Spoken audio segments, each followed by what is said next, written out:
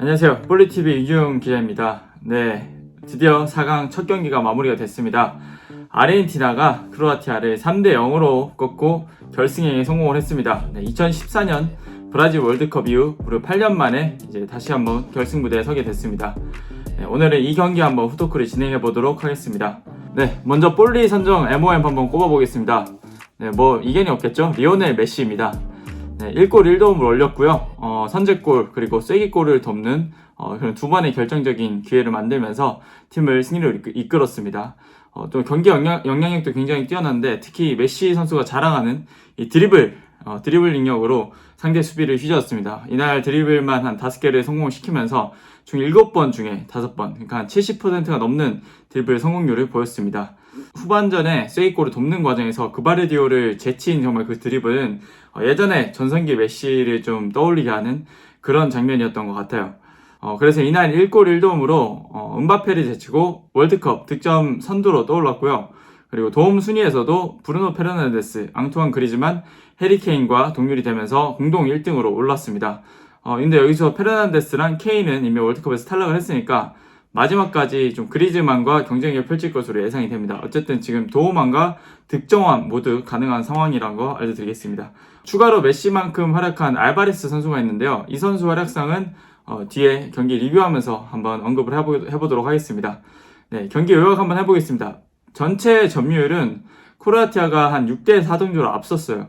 슛도 9개, 12개로 크로아티아가 더 많았고 아르헨티나보다 패스 자체도 아르헨티나보다 훨씬 많았습니다. 한 200개 정도 더 많았던 걸로 기억을 하는데요. 그러나 효율이 좀 좋지 않았습니다. 중원에서 패스만 좀 많이 돌릴 뿐 결정적인 찬스는 하나도 만들지 못했고 또 유효슛도 12개 중에서 2개 정도밖에 없었어요. 이것마저도 다 골키퍼 정면으로 가는 슛이었고 반면에 아르헨티나는 9개 슈팅 중에서 무려 7개가 유효슛으로 연결이 됐습니다.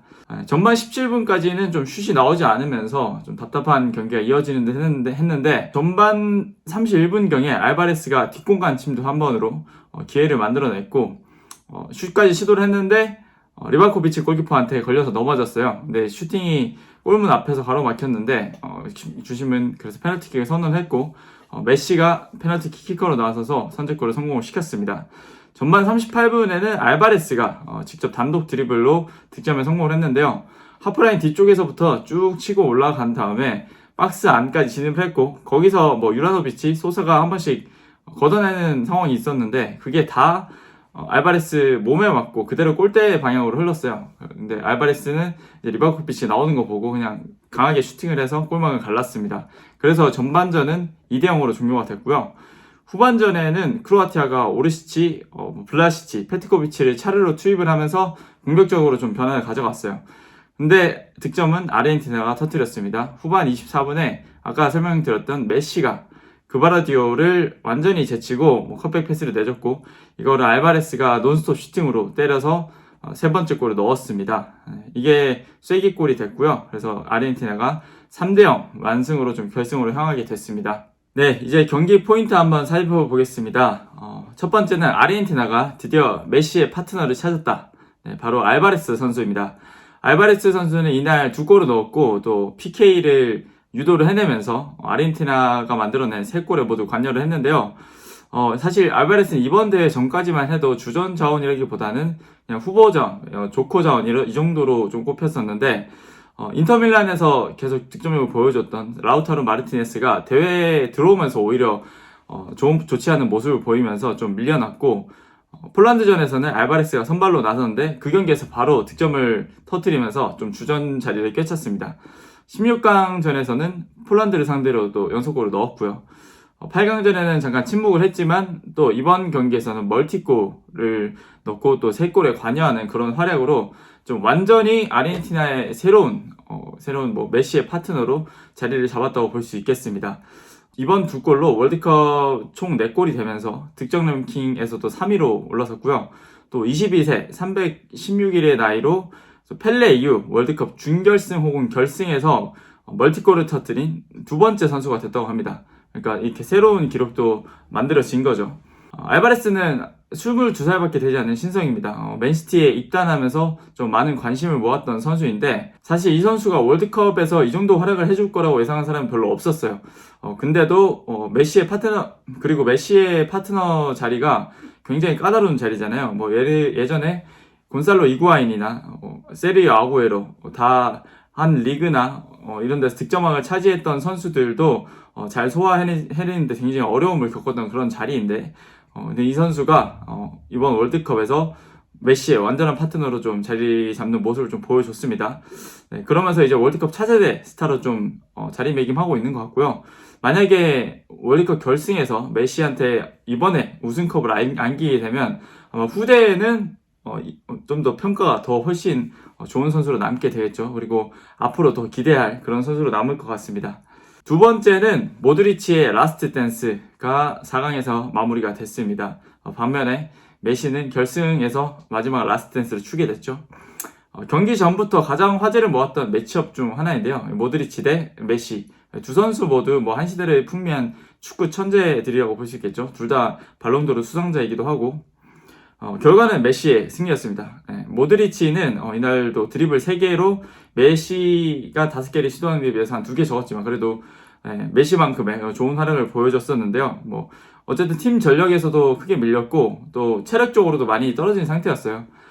지난 16강 그리고 8강전에서 크로아티아가 모두 승부차기까지 가면서 굉장히 체력 소진이 심했고 또 모드리치도 120분을 지난 경기에서 다 소화를 했기 때문에 이번 경기에서는 다소 조금은 좀 지친 모습이 좀 보였습니다.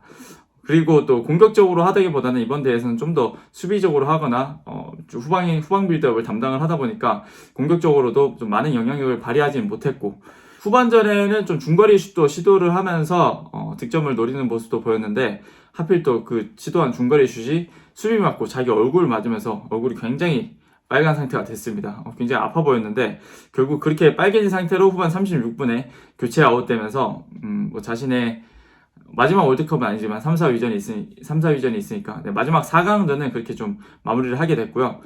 나간 뒤에도 벤치에서 고개를 좀 푹 숙이고 있는 모습이 좀 안타깝다고 해야 될까요? 네. 메시 선수가 좀 승리를 확신하고 경기장에서 웃고 있는 모습과 상당히 대조가 됐습니다. 어쨌든 이 두 레전드의 희비가 엇갈리게 됐습니다. 마지막 포인트는 리오넬 메시가 기록 갱신을 계속하고 있다는 건데요. 이번 경기에서 출전을 하면서 로타오 마테우스가 세웠던 월드컵 최다 출전 기록 25경기와 함께 동률이 되게 됐습니다. 이미 뭐 준결승이 확정된 순간 메시가 이제 2경기가 남게 되면서 2경기 다 출전할 가능성이 높아서 26경기, 총 26경기가 되면 이제 마테우스의 기록이 깨지는 건데 이미 준결승전이 확정된 순간 메시가 이 기록을 깨는 거는 뭐 거의 확실시 됐었죠. 사실 부상을 당하지 않는 이상은 앞으로 뭐 2경기가 남았기 때문에 2경기 추가하면 26경기, 마테우스의 기록을 넘게 됩니다. 어쨌든 이번 경기에서도 뭐 부상이나 이런 이슈 없이 출전을 하면서 25경기 타이가 됐고요. 아마 결승전에 출전하면서 역대 새로운 월드컵 최다 출전 기록이 세워질 것 같네요.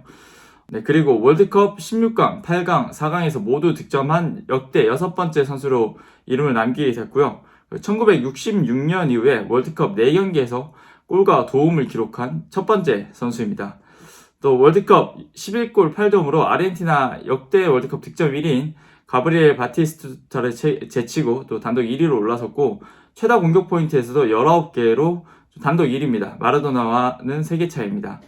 네, 그리고 메시가 이번 대회에서 또 상관왕을 노려볼 수 있는 위치거든요. 뭐 월드컵 우승 그리고 골든볼, 골든부츠 이렇게 3개를 노려볼 수 있는데 사실 이 기록이 40년 동안 깨지지 않던 기록이에요. 역사상 월드컵에서 3관왕을 차지한 선수는 단 한 명인데 1982년 스페인 월드컵에서 이탈리아 공격수 파울로 로시가 이거를 차지한 적이 있습니다. 그때 이탈리아가 결승전에서 소독을 3대1로 꺾고 우승컵을 들어올렸는데 당시 6골을 넣었던 로시가 골든볼과 골든부츠를 수상을 했었죠. 근데 이제 메시가 마침 40년 만에 이 기록을 깰 가능성이 높아졌습니다. 지금 5골 3도움으로 아까 설명드렸듯이 득점 랭킹 1위 그리고 도움 1위에 올라 있기 때문에 월드컵 결승전에서 1골 1도 뭐 득점만 한 개 더 해도 상당히 뭐 MVP나 득점만을 차지할 가능성이 높아지겠죠. 근데 경쟁자들이 다 프랑스 선수들이거든요. 뭐 은바페 그리고 그리즈만이 도움 랭킹 공동 1위로 올라와 있기 때문에 아마 프랑스가 월드컵 결승까지 올라와서 아르헨티나 맞붙게 된다면 이 두 선수와 마지막까지 경쟁을 펼칠 것으로 좀 예상이 됩니다. 네, 이번 대회는 뭐 거의 사실 메시의 대관식에 초점이 많이 맞춰지고 있는데요. 그래도 아직 결승전이 남아 있습니다. 2014년에도 메시가 결승에서 독일한테 졌기 때문에 이번에도 좀 끝까지 지켜봐야 될 것 같고요. 결승전 상대는 15일 새벽에 열리는 프랑스와 모로코의 승자와 맞붙습니다. 과연 어떤 팀이 결승에 올라와서 아르헨티나가 붙게 될지 굉장히 궁금한데요. 카타르 월드컵 남은 3경기도 모두 볼리티비와 함께 재밌게 즐겨주시면 감사하겠습니다. 이상입니다.